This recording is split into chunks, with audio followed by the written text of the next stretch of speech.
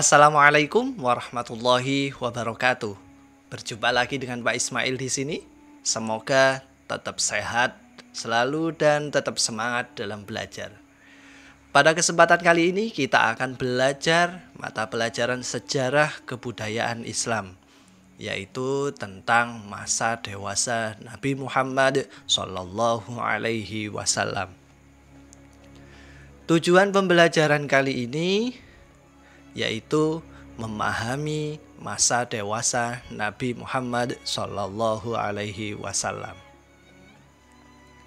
Nah, adik-adik semuanya pasti sudah tidak sabar mendengarkan kisah-kisah Nabi Muhammad, karena Nabi Muhammad adalah idola kita semua dan patut kita jadikan contoh suri tauladan bagi kita semua.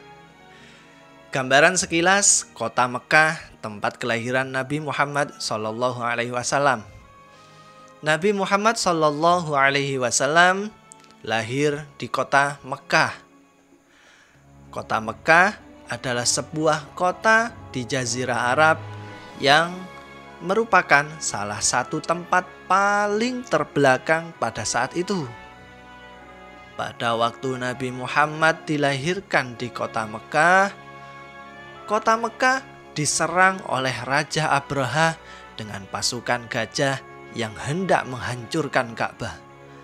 Namun, hal itu gagal karena Allah telah mengirim burung ababil dengan membawa batu api dan melemparkan kepada pasukan gajah yang dipimpin oleh Raja Abraha. Nah, oleh karena itulah tahun kelahiran Nabi Muhammad Sallallahu Alaihi Wasallam disebut dengan tahun gajah. Keadaan masyarakat Arab ketika beliau lahir adalah dalam keadaan jahiliyah atau masa kebodohan. Masyarakat Arab banyak melakukan penyimpangan, baik itu mabuk-mabukan, berzina, berkelahi, bahkan bayi perempuan yang baru lahir dikuburnya hidup-hidup. Mereka merasa terhina dan malu memiliki anak perempuan dan marah bila istrinya melahirkan anak perempuan. Masyarakat Arab pada waktu itu meyakini bahwa anak perempuan akan membawa kemiskinan dan kesengsaraan. Dalam bidang akidah, masyarakat Arab pada waktu itu banyak yang melakukan penyembahan terhadap berhala-berhala. Dari sekian banyak berhala, ada 4 berhala yang dianggap sebagai pemimpin dari berhala. Berhala yang dimaksud adalah Lata, Uzza, Manat, dan Hubal. Mereka menyembah berhala yang mereka buat sendiri. Selain menyembah berhala, masyarakat juga menyembah jin, hantu, matahari, dan bulan. Meski Nabi Muhammad dilahirkan dan dibesarkan dalam masyarakat yang banyak melakukan penyimpangan, Nabi Muhammad dikenal memiliki sifat yang berbeda dengan orang-orang di sekitarnya. Nabi Muhammad Sallallahu Alaihi Wasallam senantiasa terjaga dari hal-hal negatif. Beliau senantiasa berperilaku mulia dan tidak pernah berlaku tercela. Untuk itulah beliau dijuluki As-Shadiq, yang berarti selalu benar, dan juga julukan Al-Amin, yang berarti orang yang dapat dipercaya. Kemudian, gambaran ketika Nabi Muhammad dewasa. Berikut adalah perilaku Nabi Muhammad Sallallahu Alaihi Wasallam ketika dewasa. Yang pertama, sejak masih kanak-kanak, beliau sudah harus hidup dalam kondisi yang berat. Di usia 6 tahun, Nabi Muhammad Sallallahu Alaihi Wasallam, ibundanya Siti Aminah, meninggal dunia.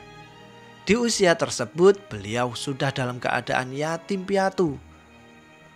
Menginjak remaja pun harus kehilangan sosok orang tua yang beliau sayangi, yaitu meninggalnya Abdul Muthalib, kakeknya. Tetapi kondisi tersebut justru menjadikan Nabi Muhammad menjadi pribadi yang penuh dengan kesabaran. Kesabaran yang dimiliki Nabi Muhammad inilah yang membuat beliau menjadi pribadi yang dewasa, mampu bertahan karena beliau yakin Allah bersama dengan orang-orang yang sabar. Sifat yang kedua yaitu tekun bekerja. Nabi Muhammad pernah menggembala kambing. Beliau juga pernah berdagang. Di dalam setiap pekerjaannya, beliau selalu melakukan dengan sungguh-sungguh dan penuh tanggung jawab.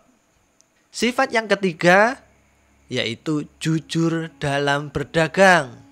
Nah, saat usia Nabi Muhammad menjelang 25 tahun, beliau mendapat kepercayaan untuk membawa barang dagangan Siti Khadijah ke negeri Syam. Selama berdagang untuk Khadijah, Nabi Muhammad memperoleh keuntungan yang banyak. Hal ini didapatkan karena selama berdagang ia sangat jujur, sungguh-sungguh, dan tekun. Juga murah senyum kepada pembeli. Nabi Muhammad tidak pernah berbohong dalam berdagang. Jika ia melihat ada barang dagangan yang rusak, maka ia tunjukkan kerusakannya. Jika barang tersebut dalam keadaan cacat, maka ia tidak akan menjual dengan harga mahal, tetapi sesuai dengan kondisi barang tersebut. Apa yang dilakukan Nabi Muhammad SAW dalam berdagang tidak membuatnya rugi. Bahkan ia mendapatkan keuntungan yang sangat besar.